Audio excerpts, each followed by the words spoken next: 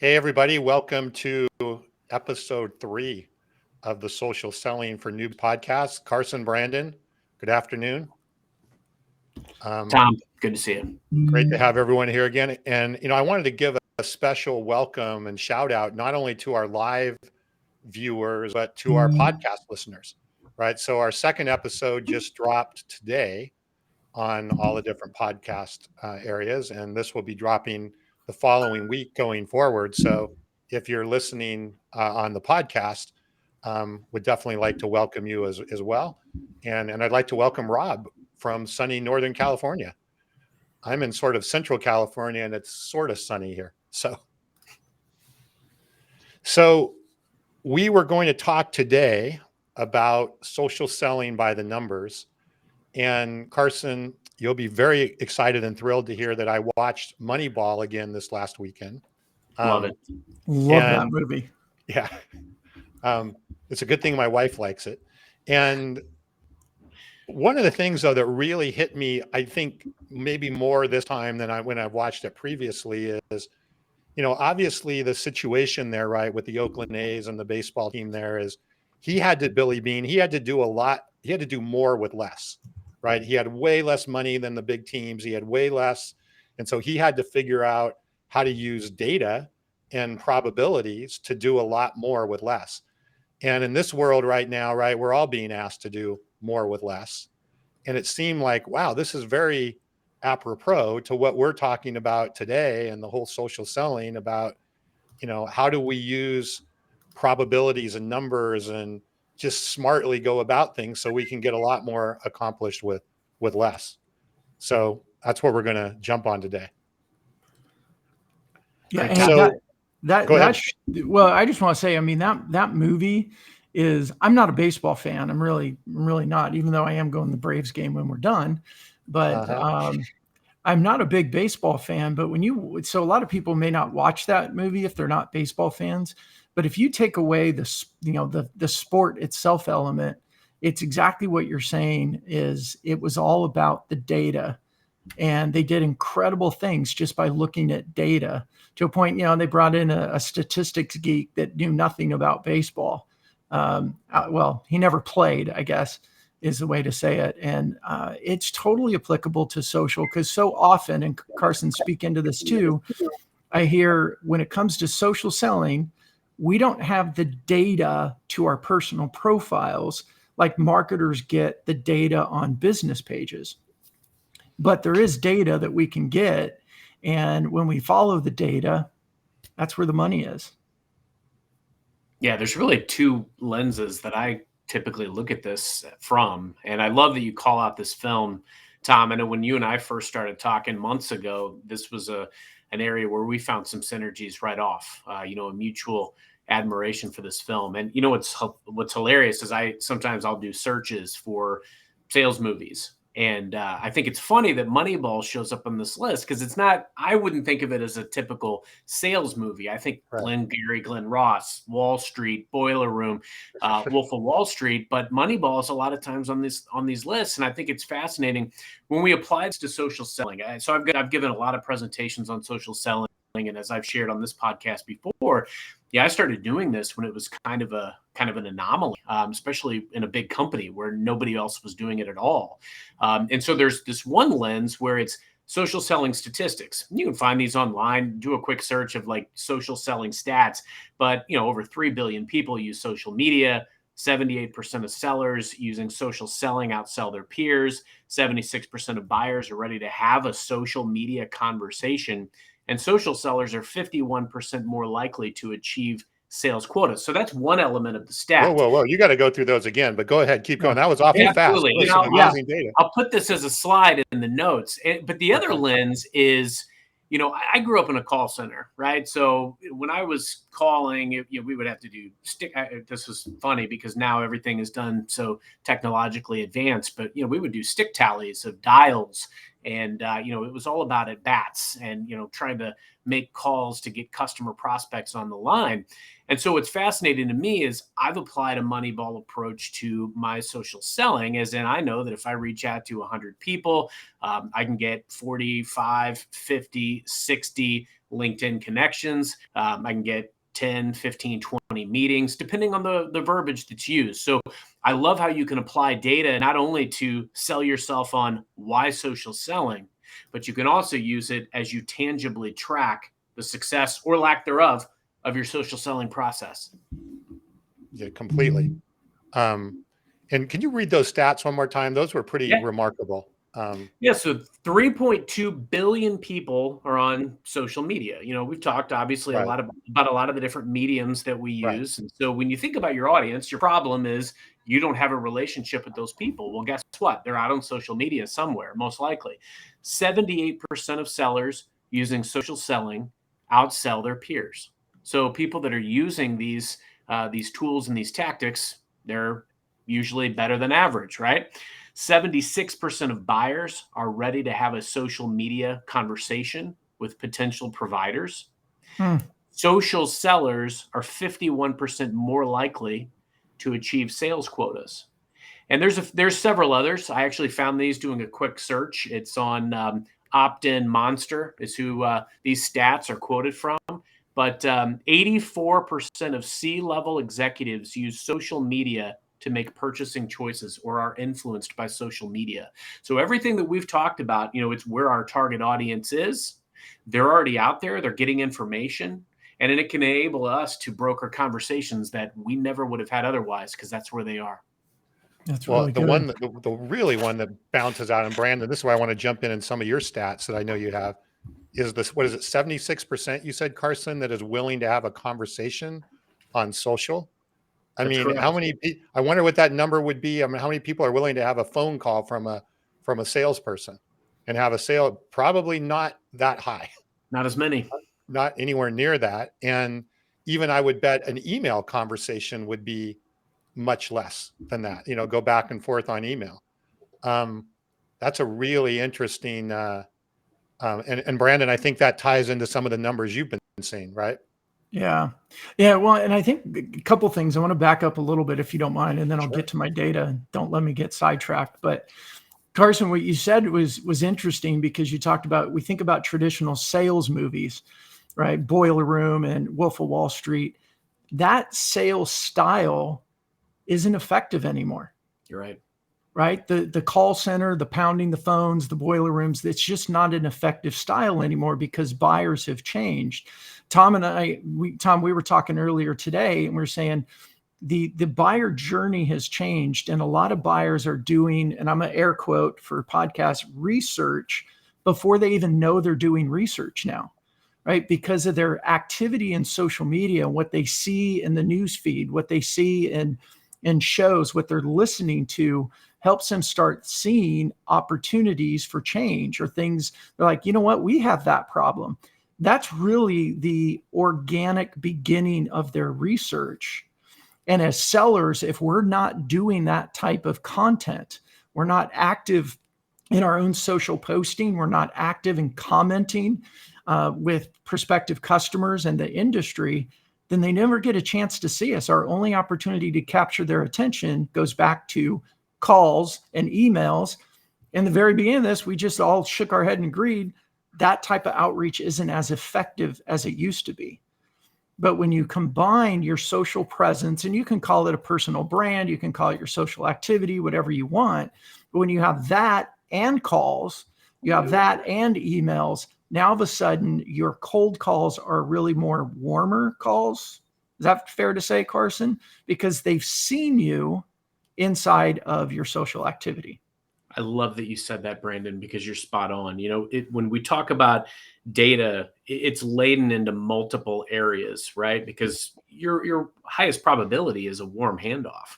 I have a relationship with somebody that's in the C-suite, and they introduce me to someone else in the C-suite. That has about as close to 100% probability as possible. However, it's not often, or it's not always for sure, that we have that capability to just walk right into the C-suite. So We know that they're out on social, so this gives us a higher probability to connect. Now, I, like many, I may send 1, 2, 5, 10 C-suite, C-level introduction requests and go for the room. I think that's happened to a lot of us, trying to create relationships and other lines of business. But where I get a higher probability is if instead of just reaching out to that C level, I reach out to other influencers of those influencers, VPs, directors, so that it does two things. One, I'm getting intel, I'm doing social listening, I'm gaining perspective that I can share with those executives as I reach out to them. Hey, I'm hearing from your teams, this is an issue. We've got some scenarios where we've solved this for companies. Would love to talk to you. Would love to get your perspective. My quality of messaging is higher, so my probability is higher. But also, I've swarmed those influencers. I've kind of created a groundswell. We've talked about that in prior calls as well. I saw a comment from Rob in the chat. Do I track connection requests on LinkedIn? And if so, what do you see as far as patterns in your acceptance percentage? Love the question, Rob, because here's the thing. Yes, absolutely. I think it's important. Anything that you're doing that is a process-oriented piece of your arsenal, I think you should track it. You should make it tangible. I've used some tools before to send first-degree connection requests and personalize them based on organization, based on title, et cetera. But when you're just sending a LinkedIn connection request to somebody, I'd say your odds are probably 20% of getting a connection. If you add some personalization to it, that goes higher. The messaging that I use today gets about a 50% clip when I'm reaching out to customer executives in those organizations. And it's based around, my role, my stake in the game, why I exist, what I'm paid to do relative to their investment. There's a lot of things that you can infuse into that, but all of those things up your probability. And that's the key of data here. Yeah. And I think with that too, there's a lot of variables there for people that are listening. And what I love about being on the show with you, Carson, is you've got the enterprise, you've got Microsoft behind you. And I think there's some advantages that you have when you send a connection request and you're from Microsoft that some people in smaller companies may not have. And other times it works against you, I'm sure. But we got to take advantage of all the variables that we can. And the other variables you have is this show and your Salesman on Fire show, the amount of content that you create, the amount of commenting that you do inside your industry. This isn't like, I love Rob's question, but I want to just caution, this isn't just I send connection request. It's I send connection requests layered on top of your in total social profile, your social activity, I guess. And it's that layering of those variables that amplifies your success. It's, as Tom likes to say, 1 + 1 = 3, because we're layering activities on top of each other. Would you say, Carson, with the 50% that you were talking about there, and I think, Brandon, this is what you're referring to, is that, your batting average, right, is 50%, because a couple things. One is you've already established relationships possibly with other people in that organization. So that raises your probability of getting a base hit, right, on the thing that's there. It could be like what you're saying, Brandon, because, hey, they check you out, right? What do you get a check? You check them out on LinkedIn. Are they legitimate? Are they, oh, wow, Carson's commenting a lot. He's all over. Yeah, I want to be associated with him. Why wouldn't I want to? So I think there's a lot of things that raise, because a total newbie, going back to, right, if this started to go out and randomly send out connection requests, I don't know, that batting average might be what, 100, 10% or 5% versus 50%. I mean, it comes from the work that goes in there. Yeah. Carson, go ahead. I'm sorry. I was just going to say, there's so many variables. I mean, that's an astute observation. It's and I think the wording that I've used has changed over time. It's very counterintuitive based on the responses that I was getting at first. Brandon, you made a great point earlier. There's some good and maybe some neutral in reaching out as part of a big company. Some people want to talk to you, some people don't. But I used the feedback that I was getting from those who didn't want to, and I infused that into what I was sending to executives, and that just upped the batting average. Yeah. And you do a really good job of making your social activity human. And I think that is a layer of those variables that we're talking about, that you're not just some, executive salesperson that's popping out messages to say, will you connect? You're a whole human on social. You're commenting, you're sharing content. You share content that's not just about what you sell. And I think it's those layers that, as newbies, those are the variables that really move the needle, that a lot of times we don't think about, because we go in and we want to hit. We go back to the old school boiler room. How do I hit messages? How do I get in front of the right people? How do I do it repeatedly? Well, the buyer is more sophisticated now. And I would say that the buyers are more sensitive now, and that they don't want to be pounded like that. I don't know if anyone ever wanted to, but when, the phone, and, I'm plugged in right now, so yeah, there actually is a cord. But back when, our phones were all connected to cords, that was really the most efficient way to talk to people. And it's not the most efficient way anymore. I love that you called out those films too, because when I was much, much, much younger and I watched those films, I just thought they were cool.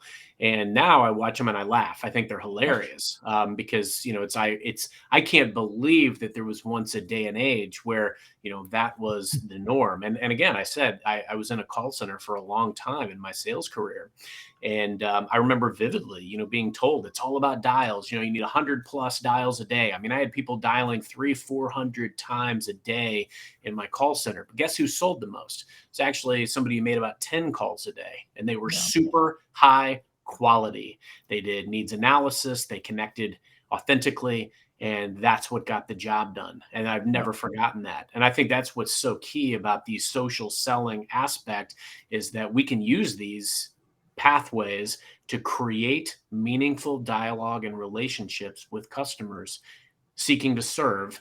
And that's ultimately what is going to lead to success. There's a lot of people, and I go back, Brandon, to your shirt. There's a lot of people who use these tools the wrong way. With great tools come great responsibility. And so there's always going to be some folks that sully the name.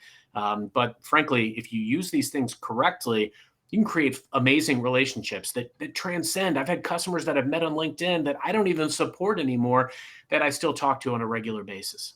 Yeah. I love what Rob said too. And my emphasis is always on social prospecting, right? My niche focus is helping people use their social profiles to generate or earn. I like to say it's about earning that first call with their prospects. And Rob, said it here. He believes it's so important to be active in the comments. If you post, and Tom, you and I have talked about this. I think the three of us talked about this before too. We had a show, I think before Newbies, where people were saying, I've been posting for 3 months and I don't have any deals from it. It's like, posting's great, but commenting is interactive. And it's a difference between talking at people versus talking with people. And we need to be able to do both, because when we post, we share our thoughts, our expertise, our experiences. We get to show our human side, and that draws people towards us. But then our commenting is where we have, as Carson says over and over, we have the opportunity to serve. We have the opportunity to add value.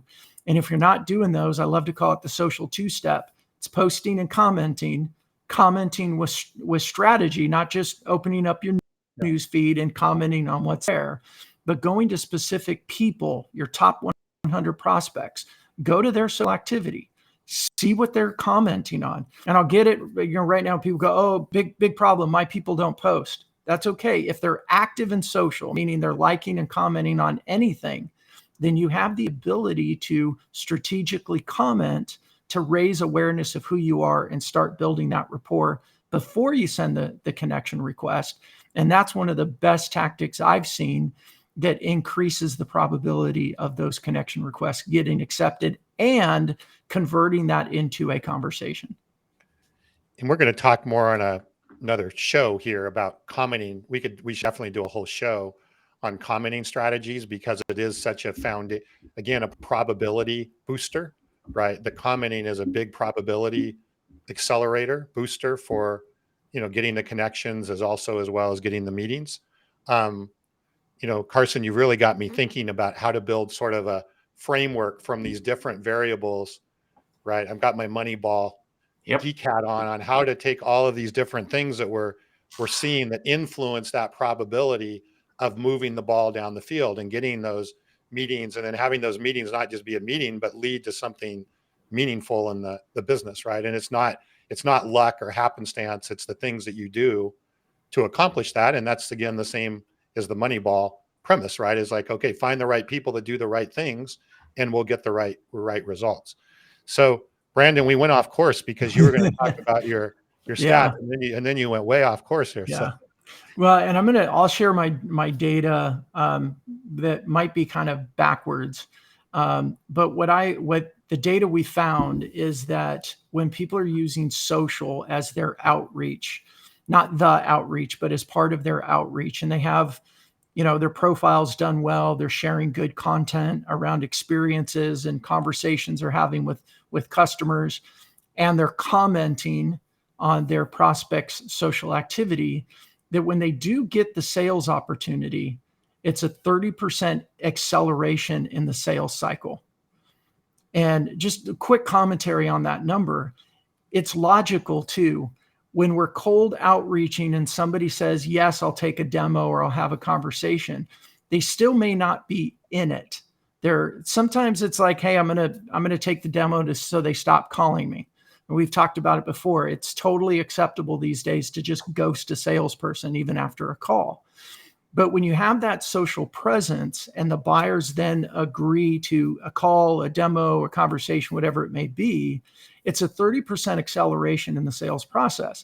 Doesn't always mean you get a done deal, but even if you get to a no, you save 30% of your time instead of chasing, or, nothing worse than sending messages that say, hey, I'm just following up. I mean, if you got to send a I'm just following up message, you've probably lost the deal.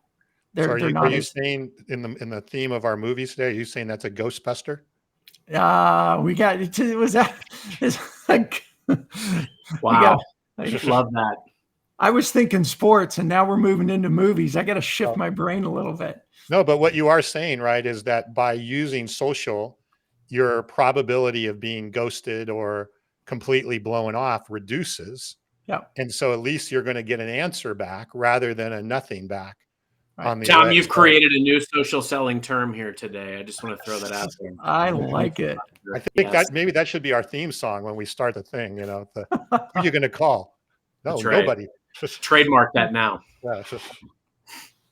That's pretty good. And the other data points on it, and this is really around the social prospecting side, where I focus, and as we see, and again, it depends on the individual user and them doing the necessary daily tactics. Like if you're not picking up the phone, old school boiler room, you don't pick up the phone and call people. Well, you're not going to get people on a conversation. But upwards of 80% increases in their conversations with customers as compared to their cold calling and email cadences alone. Can you repeat that again? That's very meaneful. Yeah, I mean, I see 40 to 80%, and I know that there's a little bit of a gap, a wide range there, but it depends on how serious somebody takes their commenting activities. And we've talked about this before. We publish content. It's like when you think of social media, you think I gotta publish content, but it's publishing content and commenting. And the more you comment, the higher that number goes. And that's getting, in a very strategic, just like your cold calling cadences, except we're doing social activity cadences, and you're getting, 40 to 80% more first conversations with prospects in the same 30-day time period. That's significant. It takes a little bit of activity, but I like what Tom said earlier, or Carson, you said earlier, some of the best producers make 10 or 15 calls a day instead of 100. It's all about the efficiency of our time. And then when it comes to the connection request side, 150% more accepted connection request. And the number I saw with a lot of, my customers tend to be SMB, is it's less than a 10% acceptance rate when they're just sending out their cold connection request. We start doing the social activity, and all of a sudden their they're pushing 60, 70% acceptance rates because we're commenting on social activity that our prospects are seeing. We're leveraging LinkedIn's notification system, right? I want to get Carson's attention, and he went and commented on something, and I come back and comment after him and do that a couple of times and then send him a connection request. I'm already known before I send the connection request. Probability goes through the roof. I love that. I mean, it's all about staying top of mind and building a community around what you do. And those have served me very, very well. Trying to find ways to, I love what you called out there, Brandon, because it's all about how do you actively engage and almost like you can stay at the pulse of what matters to these executives that you want to connect with. And whether it's SMB or enterprise, they're out there posting and saying exactly what's on their mind. Shame on us if we're not listening. Yeah. I think that's the key element. And here's what I struggle with a lot is that, this show is social selling for newbies. I think a lot of organizations right now are trying to figure out, where does social selling play a part? And they're all trying to, figure out process and do training and things of that nature. Tom, you kind of alluded, I'm a student of this stuff. So I map out a grid and figure out what relationships do we need to get done, what we want to get done this year. Let's go out and create those relationships, create relationships within those lines of business. What are the key conversations and talk tracks that matter in the industry? Let's arm our sellers with that and let's go do. But what's interesting to me is, I've trained this for years in several different countries. And it's like, we're still all newbies because we're still all learning. There's new technologies, there's new mediums. And I think it's fascinating to me that we all agree that we should be social selling. Yet I think what we have a big disagreement of, or maybe lack of consensus in so far, is how to do it. Yeah. Well, and I think what you're saying, Carson, it's been an art, right? It's been an art to people like yourselves and others who have figured it out. We want to make it more of a science and make that science, make it so that others can repeat that, right? And again, that goes back to my, the analytics, right? The whole idea was, whether you agree with it or not, he was trying to make the baseball game scientific versus a scout going, hey, I think that guy's got potential, and that kind of stuff. Obviously, there's a balance, as we know. It's not 100% either way, but the more that we can turn the art into a science, make it repeatable, scalable, so more and more people can do it, and then have some of the numbers that the numbers that between the two of you that you just went through are jaw-dropping numbers. When you look at those and you compare them to traditional, what's going on 10 years ago with boiler rooms or whatever, but look at the traditional MQL, outbound SDR, all that kind of stuff that goes on today. Compare that to the numbers you guys just went through. It's like no comparison. Did you just bring up Jaws? Did you add another movie to this? We are spanning the pop culture stratosphere. That's here right. today. That's right. From the 70s. Wait till I start talking about Caddyshack. Well, Ghostbusters from the 80s. Moneyball, right. 2000s. 90s, we covered Jaws was 70s though, I think, right? And Caddyshack was late 70s. We're really dating ourselves. So, boy, we're almost out of time. Boy, these fly. They do. So, any final? I definitely want to publish and pull together these stats, because these stats are, and I think some of these we may want to drill down into in more detail on future shows. Brandon, there's any questions that we didn't get to today that we needed to hear? No, I did think, Carson, this would be a good one for you to address. Rob said he had to leave, but he had posted it. It's a crazy number. A high of 90% of people on LinkedIn are lurkers. They're seeing the comments, even if they're not posting. Not a question in there, but I think that's something really worth emphasizing is we're all newbies in this. There's a big opportunity there in commenting that a lot of times I think just gets overlooked, because the boiler room concept is message, message, message, not engage, engage, engage. And Carson, every episode, please share, provide value and serve. And that's where commenting comes in. I love that. No, Brandon, you're right. I think it's it's interesting to me because I think we can use some of the statistics that we talked about today to sell us on why social selling should be part of our arsenal. But it's going to be a very unique and personalized approach for each of us, depending on who our audience is, Yep. where they are, and that approach. You know, what's funny? I always think about, like, Wall Street, Gordon Gekko, I bagged the whale, right? Bud Fox. And, I think we all have that executive that we really want to create their relationship with. I myself have one. And you know what? Every day I've bookmarked this person. I'm following posts. I'm commenting. I've sent messages to this person that basically quote articles that they've been featured in. And I will get that relationship one day. We're connected on LinkedIn, but I've yet to get the meeting. So even I, as a social seller, I'm still trying to create conversations. We've got a lot of synergies with the organization, but always continuing to try to create authentic relationships based on leveraging social. And I like to say, I never discriminate against any path or any means or mechanism that's viable to create and invest in these relationships. So that's why commenting is important, just like messaging. But you can't send haphazard, spammy messages and expect a positive result. And that's why it's critical as we accept, hey, yes, we need to be doing this. I always also tell sellers when I train this that, look, I had to sell myself on the process based on the numbers and the probability and the problem I was trying to solve, that I didn't have these relationships and my audience was out on social. But it was an anomaly. And everybody kept saying, well, Carson, he's out prospecting on LinkedIn, whatever that means. Well, after I closed several multi-million-dollar deals, I never heard that anymore. I heard, can you train me on this? But even today, as I train it, people are still not quite sure how to take those first steps. So I've been there. And I think that's the key, is continue to look at where is your audience, what matters to them, and how can you show up uniquely with perspective, seeking to serve.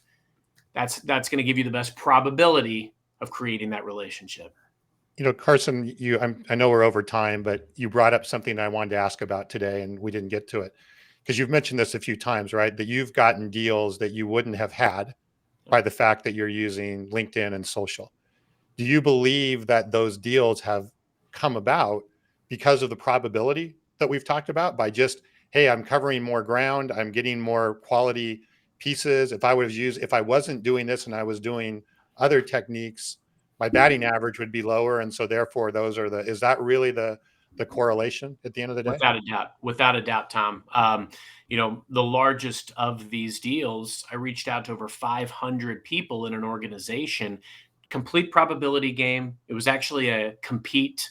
They weren't even thinking about us.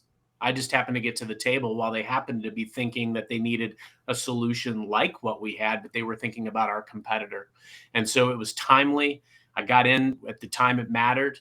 I used it to create a groundswell of relationships across the organization. They had 7 different C-level changes in 2 years, but we were already entrenched. We knew everyone. So as all these moving chairs transpired, they needed us. We added value because we were at the heart of that organization. We knew everything that was going on. We knew all the key initiatives. And that's why that deal happened, was because of relationships. And so it was all about probability. Yeah. And probability leads to, right, runs, right, or sales that you wouldn't normally get by the fact of doing that. So I think that's a great way to end up. Brandon, any final thoughts before we? I put this up right now with Floyd's question. Thank you for that. And hi, Floyd. I think this has got to be a topic of one of our episodes, because I get asked this question a lot about, what type of content is going to spur conversations. And, as we're talking about data, we got to take a look at what content we post gets the best engagement, because posting without engagement is just posting. We're talking into an empty room. Posting where we're getting questions or comments or likes or shares, our message is getting wider. And I think it speaks to what Carson was just saying. It's layering of these activities that we get this reputation, call it a personal brand. But with social and the type of content we produce, we almost create our own little omni-channel presence. And all of those are the layers that influence the data, our outcomes. So Floyd, we'll have to take this head on in one of our episodes, because I think that's a great question. Yeah, well, we talked about that earlier today, Brandon, about content and the right content. And even once you get, somebody who's engaging, how do you keep them engaged as you move along? So Yeah. we'll have a few shows about that. I'm going to go watch Moneyball again. I don't know about you. I'm going to watch Ghostbusters. So. And before I watch every Halloween. So I'm an Okay, so there you go. Ghostbusters fan. There you go. Hey, and well, Andre just posted something, and we've got to address it because this is the value of social. He said there's a local company he's been trying to work with, and I'll just summarize real quick. Based on his sharing and commenting on posts, they're now asking him for a meeting. Amazing. That summarizes the value of social right there. Thanks for that, Andre. Good to see you again. I think that's a good explanation point on our show today. So next week, our topic is scheduled to be how to sell social selling to your boss. I would say the prerequisite is listen to this show because that's how you're going to go sell it to your boss. But I think we'll be able to expand on this a little bit more and talk about, even some talking points and some things that come up that, well, what about, how do you measure it? And how do you do this? And how do you know? And we'll get into some of that next week when some of those questions come up for sure. Signed contracts. That's right. The hint, go up a level. What matters to them and how can you solve their problems with social selling? And we'll get into that next week on next episode. So, all right, gentlemen, we all have to run to the movies except for Brandon, who's going to a baseball game. So our team is not in the playoffs anymore. So best of luck. Go Dodgers. Well, I already started today's episode by saying I'm not a baseball fan, but we have friends that had tickets and wanted to go, and who am I to say no? It's the playoffs. That's true. So, all right, everybody. All right. Thanks, everybody. Have a good week. Thanks all.